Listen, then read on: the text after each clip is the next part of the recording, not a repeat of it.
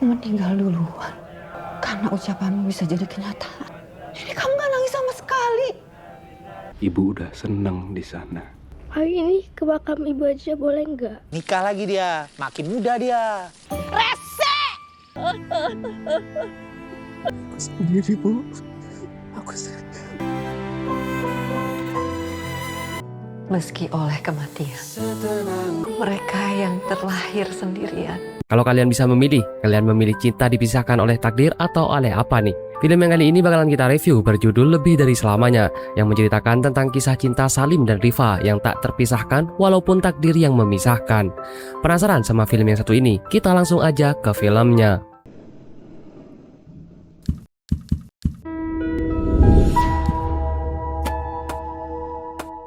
Film diawali saat Salim dan Rifa melaksanakan akad nikah dan mereka pun terlihat sangat bahagia karena saling mencintai. Dibayar tunai. Scene beralih, mereka pun langsung pindah ke rumah baru untuk tinggal berdua. Hari-hari berasa sangat berwarna sama pengantin baru ini. Apa-apa dilakukan berdua seperti memasak, bersiap-siap, dan makan selalu berdua. Janya, aku udah selesai. Bagaimana Bapak Juri? 4 tahun kemudian mereka pun juga merayakan ulang tahun Rifa yang ke-34. Dan doa mereka ingin anaknya lahir dengan selamat. 34 tahun. Bayi lahir dengan sehat, selamat. Sampai akhirnya tiba di hari lahiran Rifa, dan mereka pun dikaruniai anak cantik. Beberapa tahun kemudian, mereka pun piknik di danau dengan anak mereka yaitu Nasya, yang berharap bisa bersama-sama terus. Aku juga mau selamanya sama kamu. Gitu. Scene pun beralih di rumahnya. Rifa memberikan hadiah jam tangan ke suaminya. Salim pun merasa sangat beruntung karena mendapat istri dan ibu yang baik untuk anaknya. Aku gak perlu hadiah. Udah jadi ibu yang terbaik buat Nasya. Mereka pun lanjut makan malam sambil romantis-romantisan. Tiba-tiba Rifa tanya kalau dia meningsoi, apakah Salim bakal nikah lagi. Rifa bilang kalau dia akan sedih kalau sampai suaminya nikah lagi. Dan Salim pun janji gak bakal bikin dia sedih. Aku tuh beruntung banget punya suami kayak kamu, tahu gak sih? Kalau aku meninggal duluan, Aku nggak akan nikah lagi kalau Suatu saat Rifa pun meningsoi dan rohnya Rifa sadar kalau dia sudah meningsoi dan dia pun merasa ucapannya menjadi kenyataan. aku meninggal duluan. Pak, karena ucapanmu bisa jadi kenyataan. Ini kamu gak nangis sama sekali. Beralih setelah Rifa dimakamkan, suaminya dan Nasya pun sangat sedih. Malam harinya rohnya Rifa pun masih berkeliaran di rumahnya dan dia melihat anak dan suaminya. Rifa juga melihat suaminya yang bersedih dan menangis saat melihat foto pernikahannya dengan Rifa. Salim sangat hancur karena kehilangan istri yang sangat dia cintai. Begitupun dengan Rifa yang hanya bisa melihat mereka berdua tanpa berbuat apa-apa.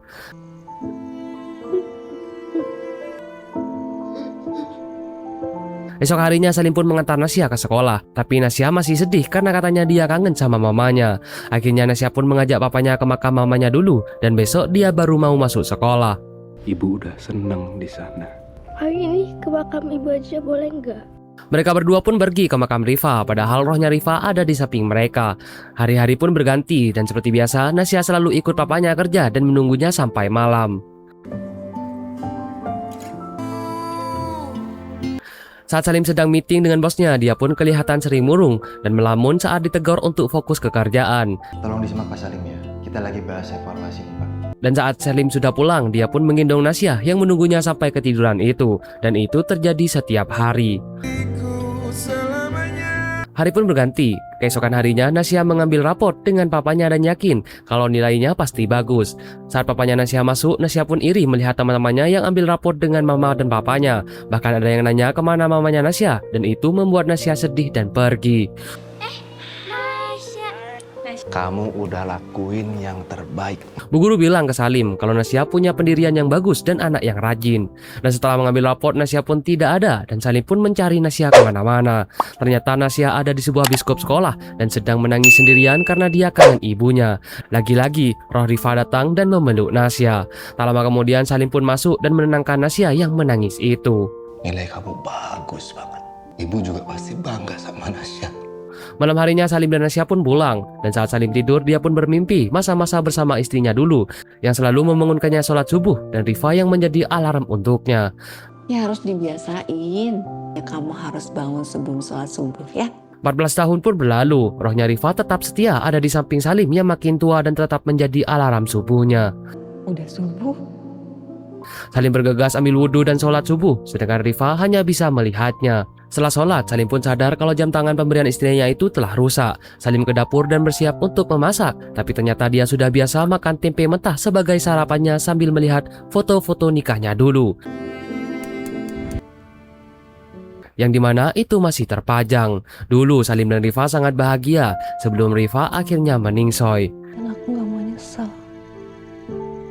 Keesokan harinya saat Salim lagi menyiram tanaman, sapam di sana yang bernama David menyapa Pak Salim dan bilang kalau katanya ada tetangga baru yang akan tinggal di samping sebelah rumah Pak Salim. Dan tetangganya cewek cantik dan masih belum menikah. David pun membujuk Pak Salim untuk mendekati tetangga barunya itu, karena Pak Salim ini juga sudah lama menjomblo. Dan di situ rohnya Rifa kesal sama David karena David membujuk Salim untuk nikah lagi. Gak, aku gak ngizinin. Nikah lagi dia, makin muda dia. Sim pun beralih di rumah sakit dan Salim seperti biasa memeriksakan jantungnya yang selama ini kadang bermasalah. Dokter pun menyarankan untuk Salim cerita kepada Nasya karena keadaan jantungnya semakin memburuk. Tapi Salim tidak mau cerita karena katanya Nasya lagi hamil dan tidak mau bikin Nasya yang kepikiran. Pak Salim pun sedikit curhat kepada dokter dan bilang kalau dia masih sering kepikiran istrinya dan merasa istrinya selalu ada di dekatnya. Dan ya, ternyata benar, rohnya Rifa selalu hadir di hidup Pak Salim. Saran saya, Pak Salim kasih tahu Nasya ya. Semuanya begitu natural jika Pak Salim melanjutkan hidup dengan bahagia.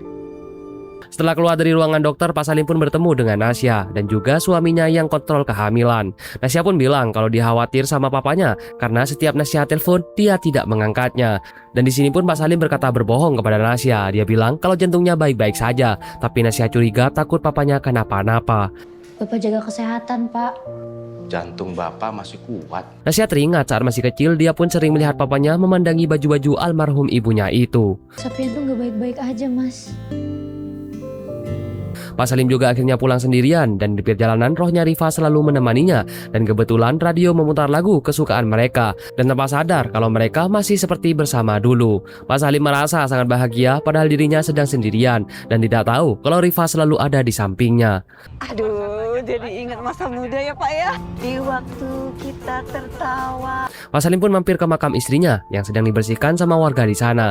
Dan di sini dia pun cerita kalau sebentar lagi Nasya akan punya anak dan mereka akan mempunyai cucu. Padahal Rifa pun menjawab segala kata-kata Pak Salim yang ada di sebelahnya. Tapi Pak Salim yang tidak bisa melihat Rifa dan hanya bisa merasakan kehadirannya. Ada, tapi nggak kelihatan. Ini kan kita lagi ngobrol.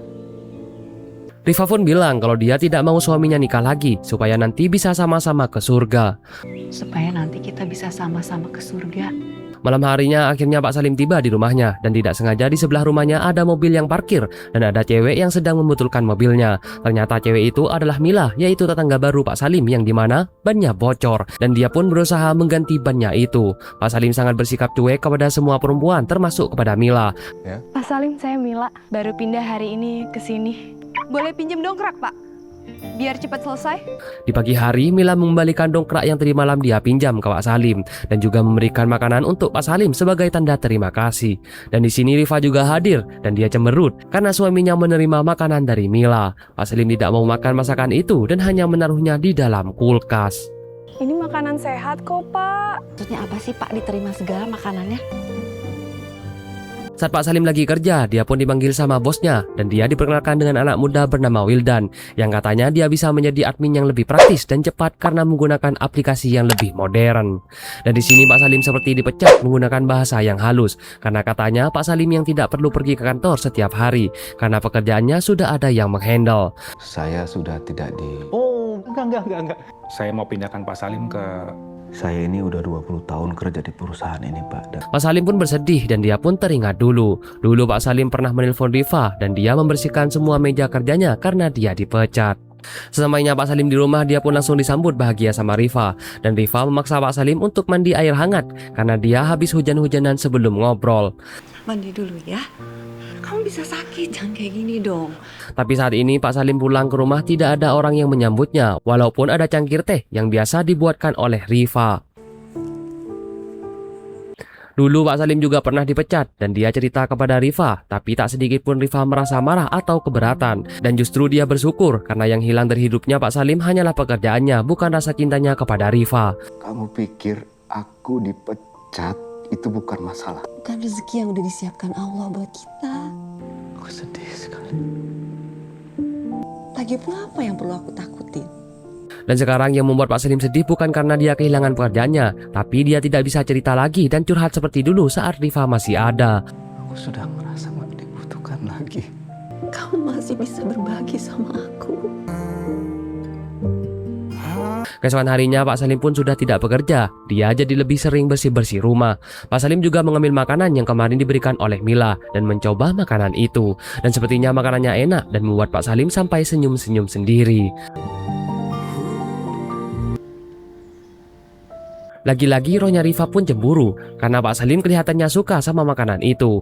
Tak lama kemudian Nasya pun datang dan marah-marah sama Pak Salim karena dia sudah tahu kalau keadaan jantung bapaknya itu memburuk dan bapaknya berbohong kepada Nasya. Apa egois tau nggak? Bapak nggak pengen kamu khawatir. Apa Pak? Rifa pun jalan ke kamarnya Pak Salim dan dia melihat ternyata papanya masih menyimpan semua pakaian almarhum ibunya itu. Nasya pun sedih karena sudah 14 tahun tidak pernah melihat bapaknya bahagia dan bersosialisasi dengan orang luar setelah kehilangan ibunya. Nasya bersedih karena gak mau papanya sendirian dan dia pun teringat janjinya dengan papanya dulu sebelum dia menikah kalau papanya harus hidup bahagia lagi dan melanjutkan hidup. Bapak akan baik-baik aja. Janji? Janji dong Pak. Beberapa hari kemudian Pak Salim pun pergi ke panti asuhan dan membawa semua pakaian Rifa. Dulu Pak Salim juga pernah pergi ke panti asuhan dengan Rifa untuk menyumbangkan baju-bajunya Nasya yang sudah kecil. Dan Rifa selalu mengajarkan Pak Salim untuk selalu berbagi. Nanti Tuhan beri balasan yang terbaik. Ya kan Pak? Saat Pak Salim ke sana, dia pun tidak sengaja bertemu dengan Mila yang juga ke sana untuk mengantarkan makanan untuk anak-anak panti asuhan itu. Karena katanya Mila memang rutin sering mengantarkan makanan ke sana. Nanti Tuhan berikan balasan yang terbaik juga. Makanan untuk anak-anak. Mbak Mila sering kesini? Saat Pak Salim mau pulang dari panti asuhan, tiba-tiba hujan turun dan dia pun melihat Mila dari kejauhan berusaha membuka payung. Pak Salim pun sepertinya kasihan dan menawarkan bantuan untuk mengantar Mila pulang. Mbak Mila mau kemana? Saya antar ya. Jangan bilang Bapak mau anter.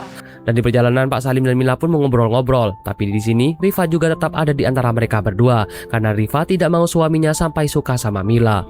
Pak Salim sering ke panti juga. Dipaksa sama istri. Pak Salim pun cerita kalau dia kehilangan istrinya karena meningsoy dan Mila pun di sini juga turut berduka cita karena Rifa cemburu. Dia pun berdoa semoga mobilnya mogok dan ternyata mobilnya mogok beneran. Mereka pun berhenti dan Pak Salim pun berusaha membetulkan mobilnya itu. Tapi di sini Mila membantu Pak Salim memayunginya dan justru membuat Rifa makin cemburu. Nggak apa-apa Pak, saya temenin. Aku doain ini mobilnya mogok. Aku nggak tahu doanya langsung dijawab Pak. Dan di malam hari saat Pak Salim tertidur, Rifa pun juga tidur di sampingnya Pak Salim. Dia bilang kalau dia kesepian dan dia butuh pendamping hidupnya seperti dulu. Aku butuh teman hidup aku. Biar kita bisa sama-sama lagi. Keesokan harinya Pak Salim pun pergi ke rumah Mila untuk mengembalikan kotak makan yang dulu diantarkan makanan sama Mila. Dan tiba-tiba dia pun menanyakan di mana tempat bubur ayam yang enak di sana. Bapak tahu bubur ayam yang enak deket sini? Pak Salim pun akhirnya menemani Mila sarapan bubur ayam dan mereka pun mengobrol dan menanyakan soal kehidupan mereka masing-masing. Mila pun cerita kalau dulu dia sudah hampir saja mau menikah, tapi 2 hari sebelum mereka menikah, calonnya justru meningsoy. Maaf ya kalau saya nggak sopan. Maaf. Calon suami saya meninggal 1 hari sebelum kami menikah. Saat Mila cerita, di mata Pak Salim tak sengaja melihat wajah Mila berubah menjadi wajah Rifa, padahal Rifa di sampingnya lagi cemburu. Lebay ya Pak? Hari-hari selanjutnya Pak Salim pun mulai bersosialisasi lagi dan sering sholat berjamaah di masjid bertemu dengan orang-orang. Dan keesokan harinya Mila pun makin sering memberikan sarapan untuk Pak Salim dan dibawanya kerja sama Pak Salim. Di tempat kerjanya Pak Salim pun juga sudah mulai berubah dan dia pun ramah kepada orang-orang apalagi saat dia makan bekal dari Mila yang sudah lama tidak dia rasakan. Pak Salim pun pergi periksa untuk cek jantungnya ke dokter dan dokter bilang kalau keadaannya semakin membaik karena sepertinya Pak Salim jadi tidak banyak pikiran. Waduh, senang sekali saya. Sin pun beralih di rumah Pak Salim. Pak Salim mengundang Mila untuk makan bareng dengan Nasya dan juga suaminya. Dan ternyata masakan Mila enak banget dan membuat Nasya sangat suka. Bapak, pepesnya aja ya. Tapi maaf ya kalau misalnya rasanya kurang enak. Mereka pun jadi makin dekat, begitupun dengan Nasya yang senang melihat bapaknya itu sudah mau kenal dengan orang baru. Ini beneran enak sih mbak.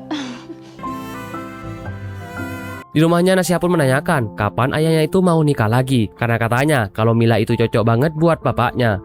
Udah 10 tahun, Pak. Bapak ini cuma mau jadi suami dari satu orang. Kesepian gitu, Nasya. Pak.